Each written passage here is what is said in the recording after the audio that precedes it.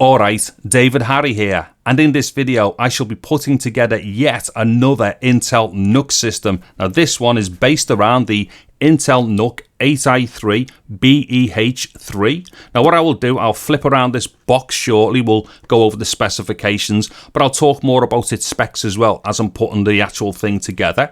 Now, as far as storage is concerned, I shall be using this 250GB Samsung 970 EVO Plus, which is an NVMe M.2 SSD.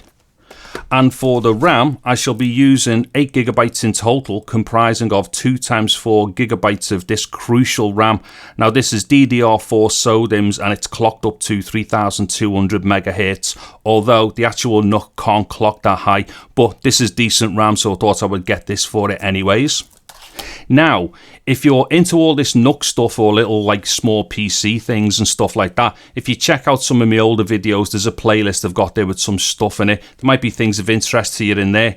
Now, if you're into a channel that's dedicated to NUC stuff, go and check out Rob at Rob Tech. He's really cool. He's this Aussie dude who knows his stuff and whatnot, and he's got a really dead cool dry sense of humour as well. So if you're into your NUC stuff, go and check his channel. There'll be a link here and one in the descriptions. Okay, so I'm just going to flip the camera around and let's just get into this. Okay, so let's just do a quick run around the box and I'll go over the specifications and stuff. So on this side we've got most of the specifications about the NUC itself. As you can see here, it's an 8th Gen i3 processor, so it's basically got 2 cores and 4 threads. It's also got Thunderbolt 3 support as well, which is cool. Now for me personally, this is quite possibly the biggest spec that I'm interested in here.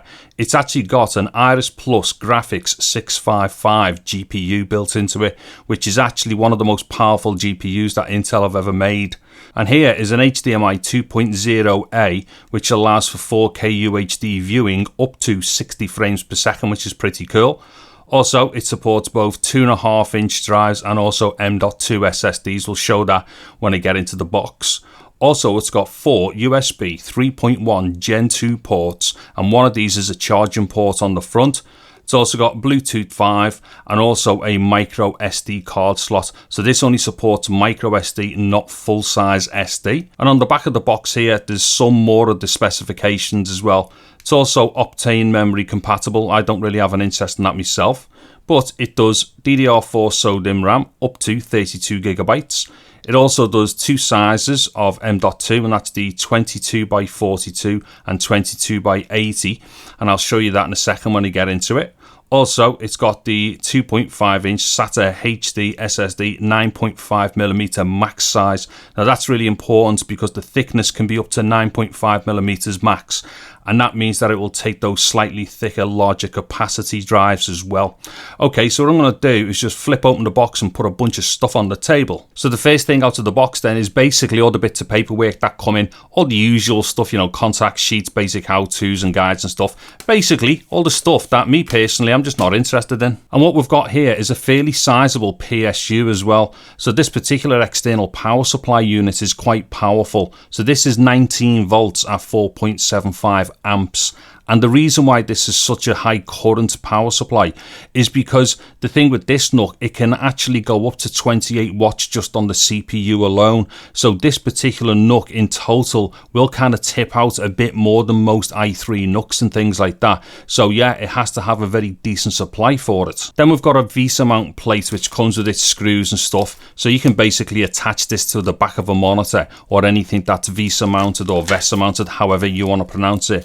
And here is just another set of standoffs as well for M.2 drives. Now getting to the NUC itself, this has basically got one of those tops on which is essentially a scratch magnet. So what I'm going to do, it comes with like this protective layer on the top. I'm going to try and leave that on for as long as I can. I've made the mistake in the past of taking that layer off them and they just scratch up so easily. So getting to the front face of the NUC, and what we have are microphones on either side of the front. So there's one hole there which is a mic. There's another hole there which is a mic, and they create this kind of microphone array system. Also as well, as mentioned before, all of the USB sockets on this NUC are all 3.1 Gen 2. So there's a standard 3.1 Gen 2 there. And then this one, which is orangey yellow or whatever the color is. I'm colorblind, by the way. Although not usually with orange and yellow, right? But this one here, the one that's orangey yellow, that one's actually a high current one. So you can use that for charging stuff as well. Also, you've got a TRRS socket here as well, or jack input, and that's for headphones and microphone. And then finally on the front, we have got a power button there. Now, I'm not entirely sure, but usually behind here, there's an infrared sensor as well. I'll have to double check that, and I'll flash it up on the screen right now as to whether this one's got it on or not. Now, looking at one side of the NUC, what we have down here is a Kensington lock socket. Also, we have our micro SD card slot up here. Now, the only problem that I've got with that, I would have much have preferred that to have been a full-size SD card slot, because obviously the thing with these things, you can put an adapter on a micro and put it into a large slot, but you can't do it the other way around. Why Intel went to these little micros, I'm not entirely sure. Then also, the vast majority here is taken up with the venting system and stuff, because this NUC is actually quite powerful and will generate a fair bit of heat as well. So looking at the back of the unit then, and starting from the left, there is the power input. Also, there is the HDMI socket for the output. As mentioned before, this is HDMI 2.0A, which definitely does UHD 60. Now, I'm not entirely sure whether it does 4K full 60, but it definitely does UHD 60. Also, there's an Ethernet port, and that's a gigabit one, so nice and fast for your local LAN system. And then there are the other two USB 3.1 Gen 2 ports. And then to finish off the back, there is a Thunderbolt port up there, which also does DisplayPort as well. Now, I know that's definitely the case because I've already tested this quickly with a DisplayPort to HDMI cable, and it works perfectly. And just to finish off the run around the unit, this is the other side, and as we can see there, most of this is taken up with a grill, which is also part of its ventilation system. And just to be complete about all this, here is a mega exciting close-up of the storage and the RAM. Okay, so time to open it up and start putting bits together and things. Now, as I will have said in the past as well, these are very straightforward to do. It's a bit like Lego, or if you're of a certain age, it's a bit like Meccano. But the thing is, I wouldn't recommend you have a 5-year-old do it though. So as simple as it is, yeah, I would definitely have an adult do this thing. Anyway, so what we've got at the bottom here are 4 screws, one here, one here, one here, and one here. Now those screws sit inside little rubber rings, which are the feet, and the screws basically hold the base plate into the unit. So what I'm going to do is just very quickly speed through the unscrewing of these. Okay, so they're the screws all undone there. Now, there's not really an art to this. I think it's more like trial and error. What you basically do, kind of tip the NUC upside down and kind of rattle it a bit until the base plate comes loose, and then try and pry it off. The thing is, this particular one seems to be just a little bit more reluctant to come off than most of the NUCs I've ever used before, but it definitely will come off. So what I'm going to do here is just give it a little bit of a rattle, and then just kind of pull the legs a bit like this, you know, the screws you've just undone, and then it will just come apart like that very easily. Don't forget, it's meant to do this, so it's not like you're forcing anything that it's not supposed to do. Now, what I find in practice is you can undo these 2 cables here. In fact, let me just pause here a second and see if I can give you a close-up of this. So those 2 cables there, right, you can pull them out if you want to, but I find that the power cable can be a bit fiddly. Now, you don't really need to pull them out if you don't need to. So what I'm going to do here is just show you quickly that you can pull the unit to one side here, or pull the base plate out to one side and have it rest against the side there. Now, that will definitely be good enough for us to get access to everything inside that NUC. In fact, let me just get this little cloth back underneath. Okay, so that'll definitely give us access to everything we need to do here. So I would strongly recommend, if you don't need to take the cables out, don't take them out. It really isn't that necessary. Now, just quickly, although we're not doing this, actually, wait there, the thermal pads just come off it here. Oh, just putting this thermal pad back on, wait a second. Right, so what it is, although we're not going to be touching it, there is your slot there for your 2.5-inch SATA drive as well. And like I mentioned before, that takes up to, was it 9.5mm? So as you can see there, it can take those thicker, like real high density discs. So you're talking like 4TB plus discs can go in there with them, with your typical mechanical spinning discs. Okay, so I'm not going to be touching that right now, although I may be doing another build with a drive in there, and if I do that one, I will definitely film it as well. Okay, so I've just gone in a bit tighter here and refocused, and I've kind of put a bit more gain on it as well, so hopefully we should be able to see everything that's on the board properly here. Now, at the top is our space for the M.2 drive. So that's the socket there that the M.2 goes into, and then that is the standoff that we're going to be using. There's a screw there, I'll take that out in a minute, but that standoff is for the 80mm size M.2 discs that you're likely to use. And don't forget as well, that can be M.2 NVMe or M.2 SATA, it doesn't matter. And then in the bags before I showed you, there's another standoff which you can put into there, and that's so that you can put in a 42mm drive as well. But we're using an 80mm here, so I will undo that in a second. And then at the bottom here, what we've got are two sockets here for the RAM sticks. Now I will deal with the RAM second, and I will get into putting the M.2 in first, or the SSD in first. So what we need to do is take this screw out up here, because don't forget what we're using here is the one that's already on it, because we're using an 80mm stick. And like I said before, if you were using a 42mm, you can just put the other standoff onto that hole there. So what I'm going to do is get in here, and I will just get at that screw. Wherever possible with these things, try and use magnetic screwdrivers as well. Okay, so that's that out there. So I'm just going to put the SSD in now. So before I pop it in, I'll just show you something. The SSD has got a cutout which we should be able to see there, and then that cutout lines up with a notch on the socket. Now that basically means you can't put this in the wrong way round. So let me just try and get this in here, trying to get my hands in the way or anything. What it is, I'm actually trying to look on a monitor as I'm doing this. So just push it in like that, and what you'll find, it's like sprung loaded like that. So you'll know when it sits in, because it'll sit in on its own, and it's a bit springy like that. Now, let me see if I can do this bit without screwing it up. Actually, that wasn't actually a joke intended there, but I'm going to put the screw in, see if I can put the screw in without screwing it up. So, just push down the actual SSD over there, and as you can see, it'll fit over the hole there. And then just get your screw and lock down the SSD. Unfortunately, I'll probably have to get my hand in the shot here. Hold on. So, just put that screw back on, and then that will lock the SSD into place there. Now time for the RAM, and the RAM is pretty much the same as the SSD, as in you can't put it in the wrong way round. So if I go for the first stick first, again we will see there's a cutout on the stick itself, and that lines up with a notch in the socket. So what I'm going to do is just push it in like that, and once again it will hold itself in place, and it's almost like it's sprung loaded like that. Now let me just try and see if I can show you something quickly here. As I push this down, there are catches on the side, one there and one there. Now they will catch the stick when you apply enough pressure to pop it in. So listen, and you should hear it click in.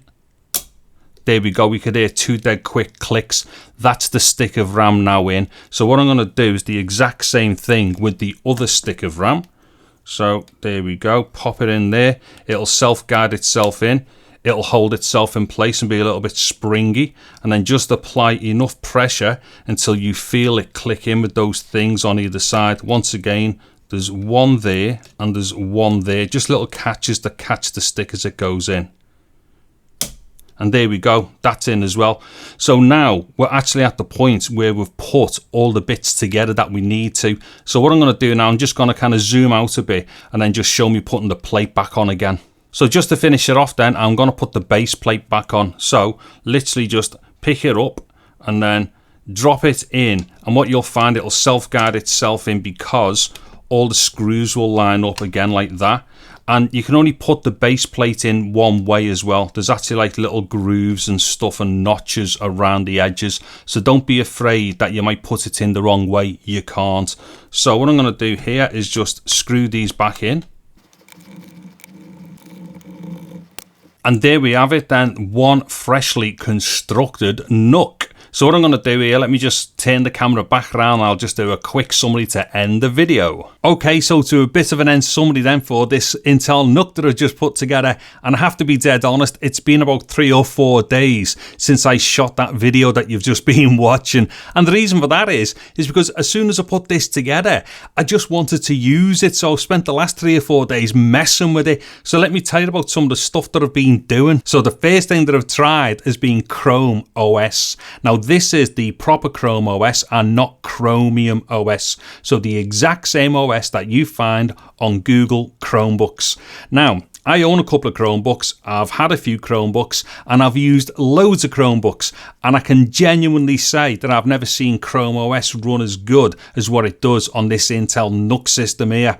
Now, I think I can say probably why this is, and it's quite possibly down to a lot of it is the iGPU that's on this 8th gen NUC, and once again, that is the Intel Iris Plus 655. Now, to put this into context, my main editing system has an i9-9900K in it, and that has an iGPU, and that's a UHD 630. Now, the UHD 630 has 24 execution units, whereas the iGPU that's in this Gen 8 NUC has got 48 execution units. So on that basis alone, you could say it's twice as powerful.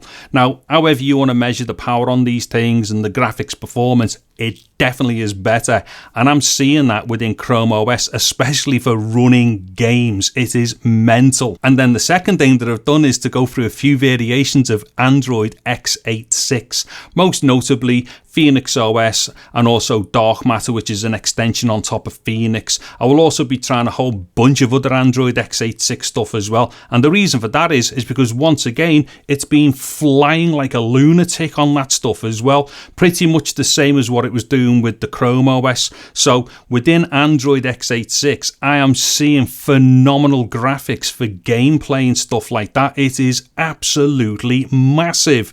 Now we will be doing a whole bunch of stuff with that, so if you're into that kind of Chrome or Android or light gamey stuff with those operating systems, so keep an eye on my channel because I will go through some setups for both of those operating systems on this NUC system and also show some gameplay and stuff like that. And then of course Windows, and in that instance that's Win 10 64 Pro, which is what I use on all my computers.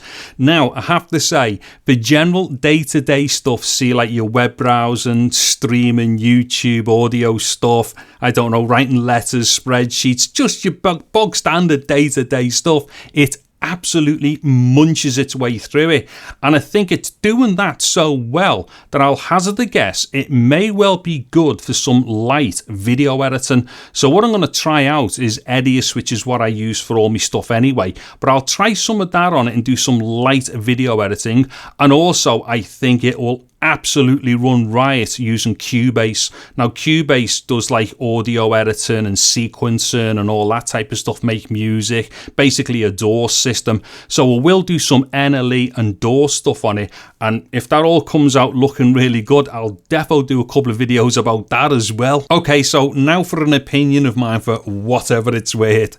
If you're thinking about buying or getting into or building an Intel NUC system, I would definitely go with the Gen 8 or something earlier if you can pick up a second-hand one at the right price and whatnot. And the reason why I say that means that I'm saying avoid the Gen 10. Now, this is just my opinion, but here's why. The Gen 10 is the latest system for NUCs, and to be honest, there's not really been much in it as far as a movement up is concerned. Now what it is, between the processors for the i3 and the i5 by comparison to the Gen 8, the Gen 10s don't increase anything as far as say core count is concerned and stuff like that, or thread count. They do when it gets to the 7th. I believe that goes to 6-core 12 thread on the i7. But for the best part, the i3 and the i5s are just a little bit more of a nudge up. It's a newer, slight better architecture, I believe, but it's not going to be really that noticeable. But the worst of it is that on these Gen 10s, Intel have took a step backwards as far as the iGPU is concerned. So, like I was saying with this one here, having the Iris Plus 655 in, which has got the 48 execution units in, what they've done on the Gen 10s, they've gone backwards to the UHD, I believe 630 NUC8i3BEH, which once again is the same one that's in the i9 and actually only has 24 execution units. So as far as I'm concerned, it's a bit of a mixed bag what they've done with the 10. I personally think Intel have just kind of confused everyone with that one. Now, as far as the Gen 11 series is concerned, that's going to be basically Tiger Lake, and that is shaping up to be an amazing setup. Now, the only problem with this is nobody really knows when it's going to be released. It might be towards the end of this year, possibly it might get pushed into the start of next year, but this Tiger Lake system looks like it could be the next big thing as far as I'm concerned. I mean, I normally would say that about NUCs anyway, except for the Gen 10. So as far as Tiger Lake is concerned, then I personally think that's going to be a proper nice good shift up for NUCs and whatnot. Now, the thing is, there's going to be a whole bunch of stuff flying around the internet until these things are out there. I, for one, I'm not entirely sure what, you can believe in when you start looking around this early on stuff. Although, the one thing that is definitely going to be on it is the new Xe iGPU system. And that apparently is going to be a game changer. Now, don't forget, these things are not going to be the same as a full-size graphics card or something like that, but as far as it being an inbuilt iGPU, as far as the CPU is concerned, it definitely is going to be a bit of a game changer, especially compared to what we've already seen on previous NUCs. Even on the Gen 8, it's going to swallow that for its breakfast by the looks of it. Anyway, so I'm not going to speculate overly too much about the Tiger Lake because I've seen a lot of stuff about the CPU cores and stuff like that, but I'll wait until Intel come out and do some definitive launch stuff with with anything like that. But nonetheless, if you can afford to hold on, but it is a bit like a piece of string because it could be into next year, we don't know yet. If you can afford to hold on, that definitely is the time to jump into an Intel NUC system. Anyways, so as far as the NUC that I've been using in this video is concerned, there'll be links in the descriptions to all the bits that I used to put this one together. Also, I've got a couple of links there to some Amazon shop things where I'll list a whole bunch of NUCs with different types of memory and different SSDs and all that kind of stuff. And don't forget as well, go and visit the Rob Tech channel for all things NUC. It really is a fantastic NUC channel on YouTube. And as usual, if you have found this video entertaining or insightful in any way, please give it a massive thumbs up. Also, consider subscribing to my channel and get all over that bell notification icon thing like there is no tomorrow. So the last thing that remains for me to say right now is I'm David Harry. Thank you very much for watching this video. Take care and goodbye now.